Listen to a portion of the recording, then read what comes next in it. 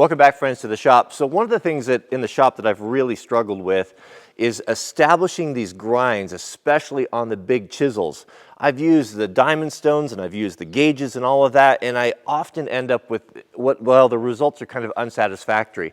Remember this beautiful timber framing chisel that my father-in-law sent, and we did the restoration video and made the handle on it? One thing that was outside my ability was I couldn't flatten the back. I mean, how much time would it take? I probably have a half a day reestablishing this grind by hand on those diamond stones, and still it's just not very good. We'll take a close look at it here. I'll show you what I'm talking about. So I've been kind of trying to figure out how can a guy do that? You know, you don't want to put a heavy power tool on it or a belt sander. It's going to ruin it. My old neighbor, Gary, unfortunately, he passed away a couple years ago, but when he first moved here from Alaska, I went over to his woodworking shop, and he was a master wood carver.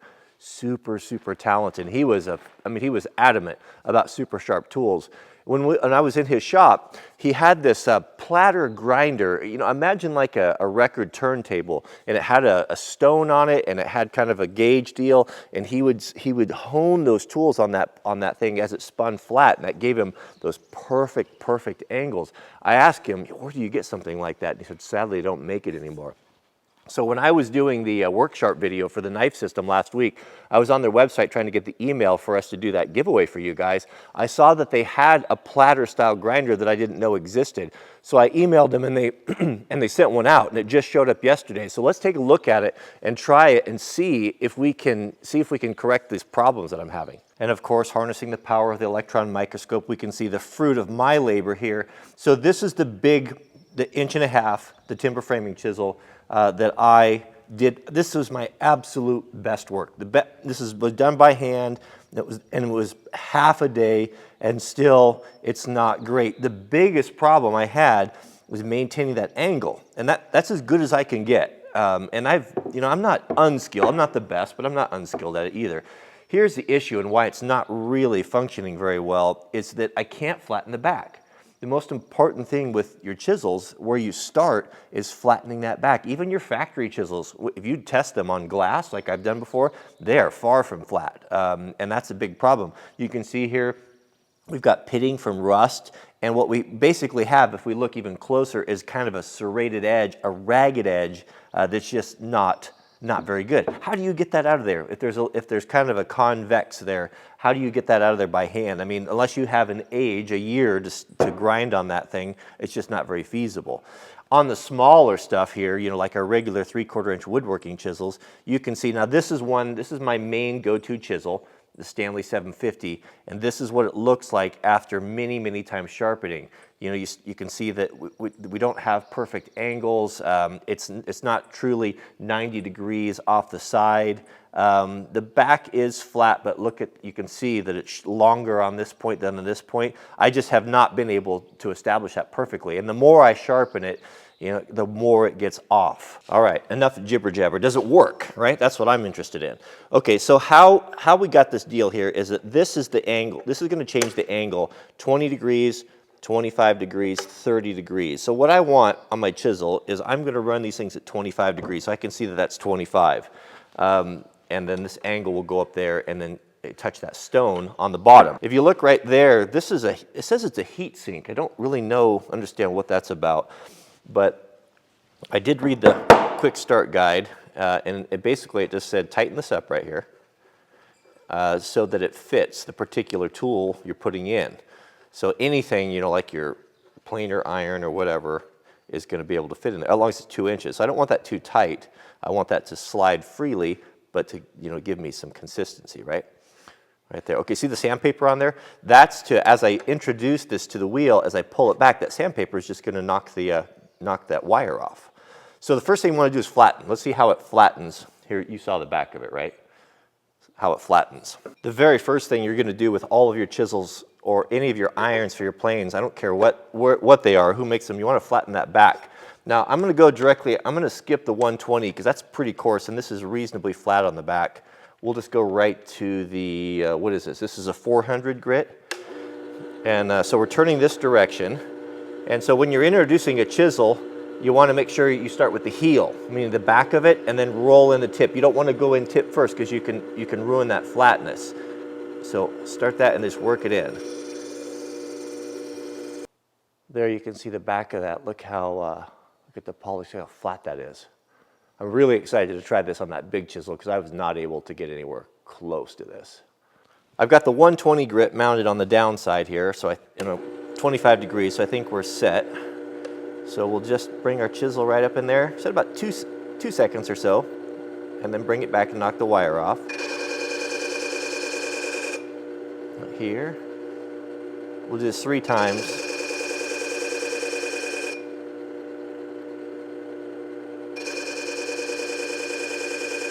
Let's see what it's doing here. So that was about 6 seconds of grind time, and you can see it's starting to show where I've been off. It's making contact right there on that corner, and it's working its way down. So I don't need to pull back and knock the wire off because I'm not even on the edge yet. It's just reestablishing that 25 degrees that I should have.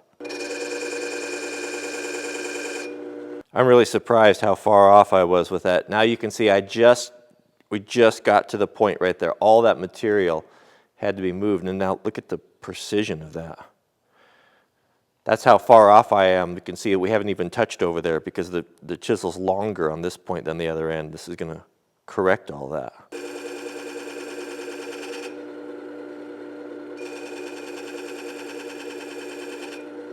Now take a look at that. Absolute perfection. Look at the square edges, the flat back. That is perfect. Now that was the heavy lifting part of it. Now we just polish what we already have established. Never have to use the 120 grit ever again on that chisel. It's just going to be polishing from this point out. So I'll flip this over to the, what are we going at? This is the 400 now. 400's down. And don't over tighten this guy. It's just a little bit. It seems to kind of self-tighten as you're going.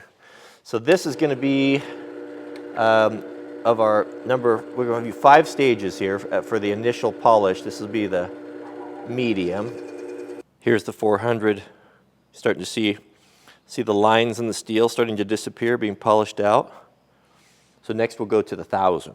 Once I get all my angles established, I don't suspect that I'll even really have much use for this one, but it is really cool to have 2, because if you get a new tool, you can go back to that and reestablish that. But I wanted to show you these. So this is that heavy tempered glass wheel. That's what it looks like. So I've got a 1000 grit. I was just kind of messing around there yesterday. And then they included a 3600 grit.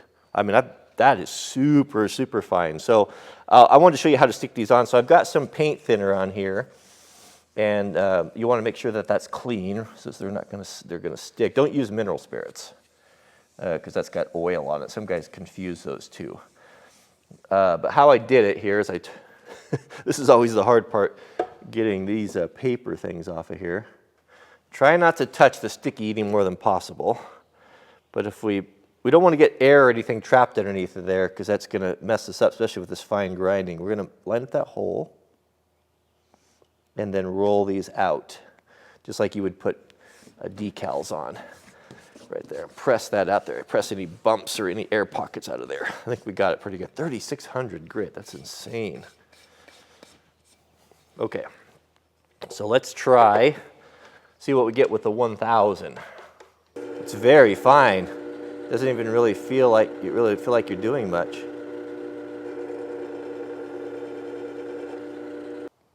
And here's the 1000. Just perfect, isn't it? One problem we're going to run into with grinding, with no lubricant, is that these are going to stuff's going to build up on them, right? So they got this piece. This is a piece of crepe.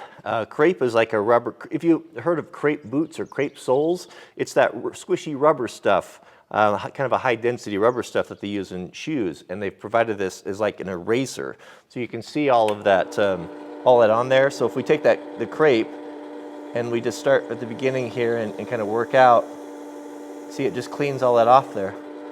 So that's going to make those. It's going to carry away those. All of those shavings in there, and it's going to make this guy last a lot longer. Now we're ready for the 3200. 3200, that is very fine indeed.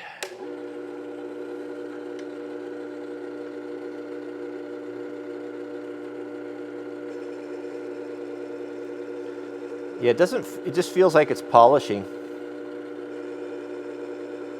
Here's what 3200 looks like.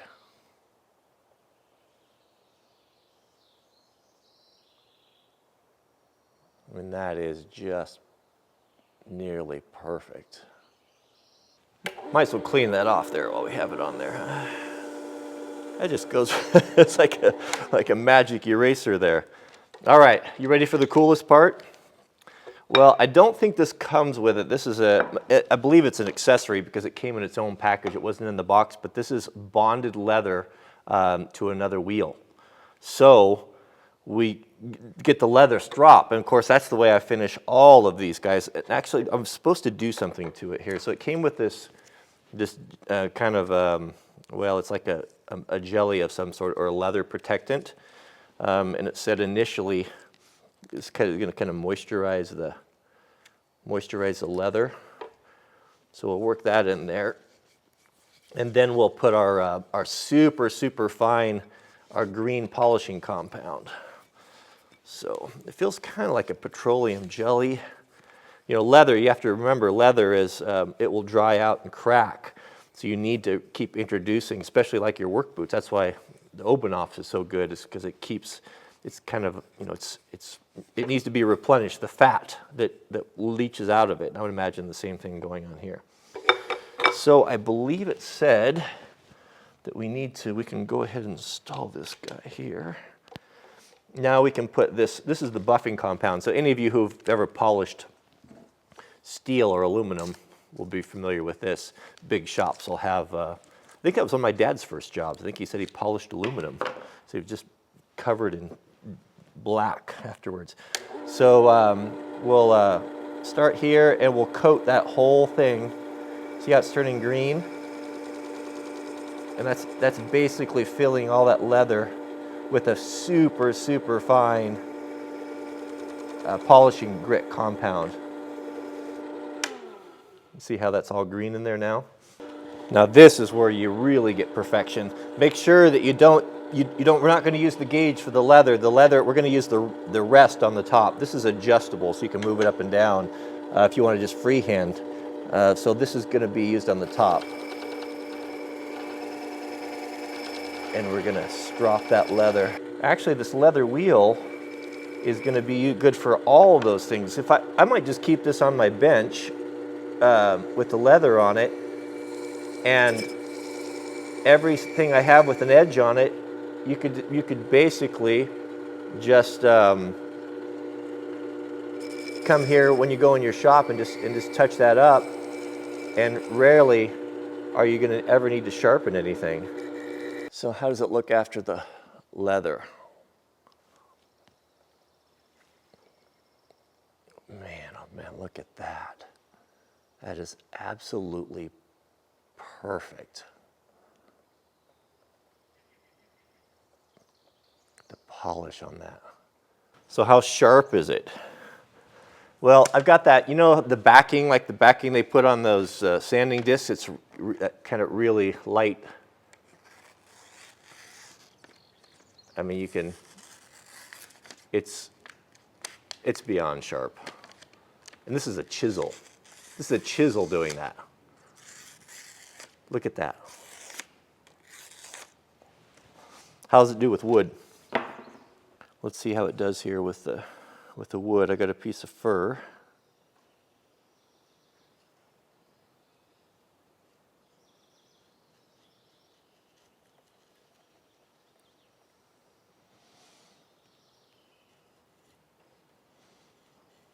It is so beyond sharp. It's so beyond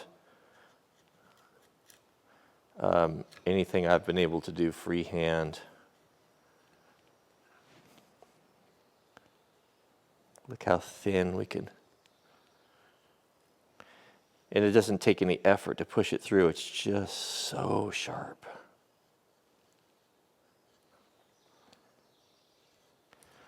If you want to really get after it, look at that. I'm going against the grain there a little bit, but you can see look at that. Look how sharp that is. I am very, very pleased with that. All right, so what did we learn? So it's got some extra stuff in here that I haven't got into. I didn't read through, but apparently you can do gouges and different things, and it's got this wheel that is you can see through. So we'll get into that in the future. I've never been able to sharpen gouges, so I'll have to read up on that. But it's really nice. It kind of looks complicated when I had everything out of the box, but it really breaks down to this. It's going to come with two wheels.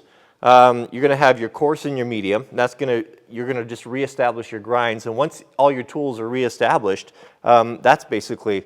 I don't know that you'd really use it too much. How I would set this up is, and then you've got the second wheel. It's going to have the 1000 and 3200. I think how I'd set this up, once all my tools are sharp, all my chisels have the perfect grind on them, I'll probably use the leather. I like the leather. That's the most important one. I would definitely order the leather one. Is I'll put 1000 grit on the back of this wheel, and I'll just leave the leather on there. And this will probably be what rests on the machine. And when I'm ready to sharpen something, I'm going to go in. I'm just going to very quickly just touch it on that 1000. I'm going to flip this guy over, and I'm going to use the leather to bring those points together to get that wire off there and to do that final polish. And I mean that's basically it. I mean, I think it's going to be pretty rare for me that I'll even going to have to use the gauge. Once I feel this getting a little bit dull, I'll just touch it on the leather really quick, and it's going to make that edge last a long time. That's why the old barbers, you've heard of a leather strap, right? They used to shave with a straight razor. Well, they had those long straps, and they had a fine and a coarse compound, and they would go back and forth, back and forth. They're not re-grinding the blade every time. They're just bringing those wires, that microscopic little metal points together on that leather. So that's probably how I'm going to use it. Yeah, it's really cool. I was going to do the big one. We don't have time. I got to talking too much and probably took up all of our time with this one. But man, this is really, really nice. Yeah, let me know in the comments what you think, and I'll talk to the guys. Maybe they want to do a giveaway as well, like we did with the knife sharpener. And those of you guys who won, your emails have all been forwarded on. They've got them. They're going to be sending them out. So we'll look for those very soon. So yeah, it'd be cool if they would do the same thing for this, because if you're a woodworker and you've had trouble with chisels, man, this is awesome. I'm going to keep that leather one on there. I think you can just come up, even your pocket knife and your axes and all that stuff can work on there. It's really nice. I'm anxious to try the lathe tools, because those lathe tools have the concaves in them. I haven't had much success sharpening those. Actually, when I sharpen them, they end up worse than when I started. So we'll try that in another video and see if that actually works. So, all right, well, thanks for watching, and we'll see you guys in the next video.